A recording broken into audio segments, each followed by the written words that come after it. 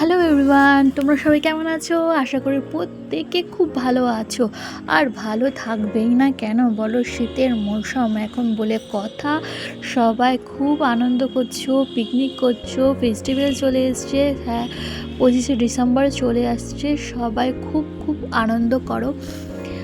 আর এটা কোথায় বলতে পারবে? পার্ক স্ট্রিট না কিন্তু, বলো তো কোথায়? এটা হচ্ছে শ্রীরামপুর।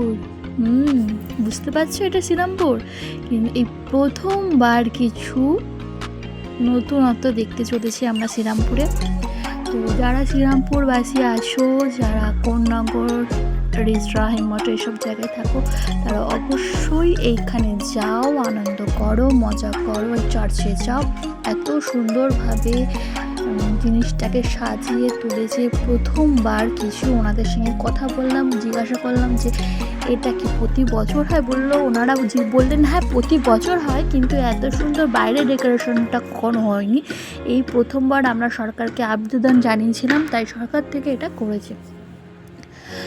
তো শুনে খুব ভালো লাগলো যে এত সুন্দর একটা জিনিস আমাদের প্রত্যেকের সামনে তুলে ধরেছে।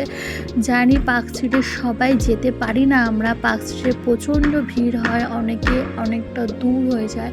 যারা যেতে পারছো না তারা অবশ্যই এখানে আসো, আনন্দ করো, মজা করো। এত সুন্দর একটা সুন্দর জিনিস তোমরা চোখে উপভোগ করো।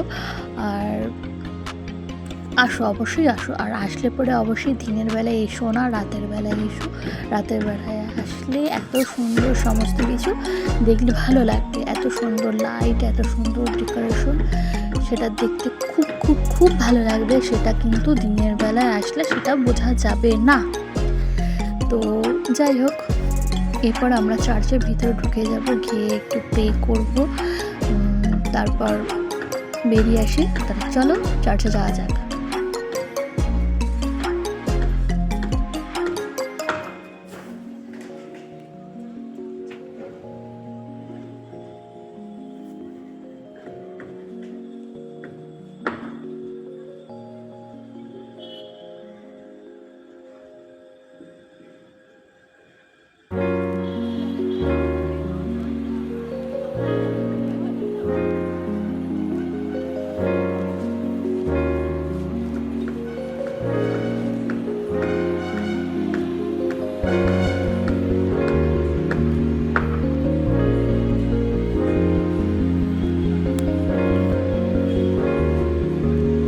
চলো, এবার প্রে করা হয়ে গেল আমাদের। এবার আমরা একটু ভেতরে গেলাম, কিন্তু বসবার মতন তো এখন জায়গা নেই যে বেশে ভেতরে বসে প্রে করার মতন, কারণ এখন যেন সবাই আসবে, সেজন্য এখন বসতে দেবে না। অন্য সিজনে হয়তো গেলে, অন্য টাইমে গেলে হয়তো তোমরা বসে প্রে করতে পারবে, কিন্তু এই সময় গিয়ে হয়তো প্রে করতে পারবে না। তবু মনে